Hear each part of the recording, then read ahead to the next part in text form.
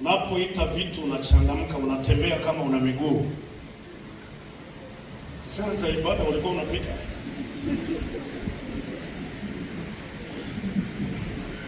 Bwana Stefano Victoria.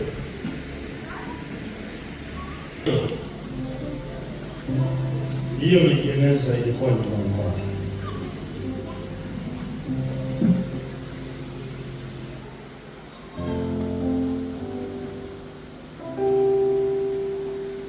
Amen. Amina. Jeneza ilikuwa wapi? Nyumbani kwake.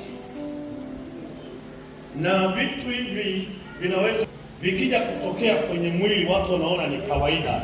Kumbe wachawi walishamaliza kazi. Amen. Ameni. Sasa hebu njoo mzee, mbona unapita kwa uoga? Wewe umezaliwa tarehe gani? Tarehe 8 mwezi wa 9. Na hilo limeandikwa tarehe 8 mwezi wa 9. Yaani aone hajaona yeye alikuwa kazini. Pigie Yesu makofi mengi. Hebu sema leo wachawi mtanitambua. Rudia tena, sema leo wachawi mtanitambua. Na Yesu wangu nitamjua katika jina la Yesu. Amen.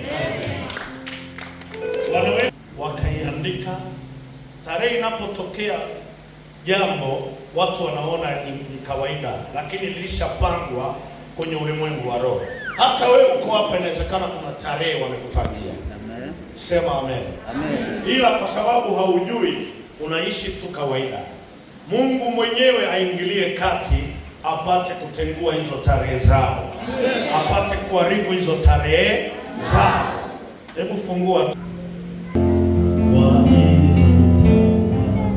Hebu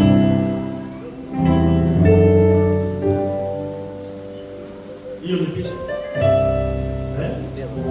Picha ya nani? Ya kwangu. Ni picha yako mama. Ni picha yangu. Kumbe wewe ndio unataka kukuua tarehe ya mtoto wako. Picha yangu. Yesu